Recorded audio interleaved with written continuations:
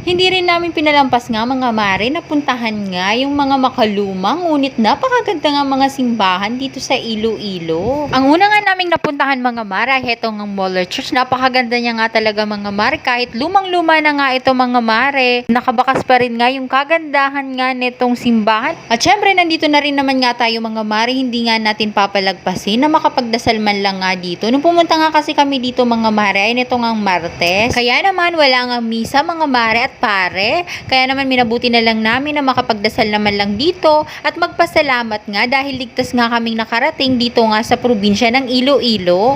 Na mga oras na nga ito mga mare, hinahanap ko nga dyan yung CR. Talagang ihing-ihi na nga ako mga mare dahil medyo malayo-layo rin nga yung biyahe namin mula nga doon sa aming tinutuluyan. Papunta nga dito sa simbahan. Ito pala mga mare yung kabuoang itsura nga nitong simbahan kapag nandito ka nga sa labas. Kung magpapapicture nga kayo mga mare, yung mga mahilig nga dyan sa camera, yung hindi nga dyan camera shy, pwedeng-pwede nga ito mga mare, napaka-instagrammable nga nito nga simbahan kapag magpapapicture nga kayo dito sa labas. At syempre ako, hindi ko rin ngayon papalagpasin mga mare.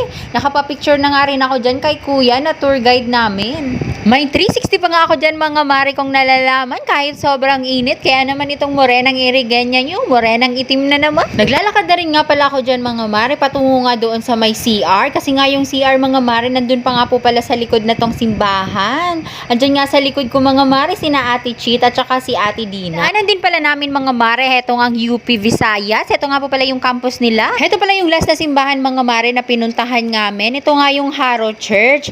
Ito pala mga mare, nag-drop by na lang nga kami dito kasi nga pauwi na kami niyan at pupunta na nga kami ng airport. Pero ito nga po palang church na to ay hindi pa nga namin napuntahan. Kaya minabuti na lang nga namin na dumaan na lang po dito bago nga kami dumiretso sa may airport. Ewan ko ba mga mare, sa tuwing pupunta nga kami dito sa mga simbahan ay tirik na nga talaga yung araw. Na mga oras na nga kasi itong mga mare ay alas 10 na nga yan ng umaga pero napakasakit na talaga sa balat na itong init. Pero kering-kere lang naman yan mga mare para naman tayong hindi sanay magbilad sa araw. Kaya ganito na nga mga mare ko yung kulay, morinang itim na nga ako dahil nga nung mga panahon mga mare ay sobrang bilad na bilad nga talaga ako sa araw. Nagdasal at nagpasalamat nga kami muna mga mare dahil nga sa paggabay ng ating Panginoon sa ating paglalakbay. Kapag umakyat ka nga dito sa second floor ng simbahan mga mare, tanaw na tanaw mo nga yung kagandahan ng bayan ng Haro. So ayun na muna nga po mga mare, at nung mga oras na nga to ay babiyahin na nga po kami papunta na nga ng airport. Hanggang sa muli!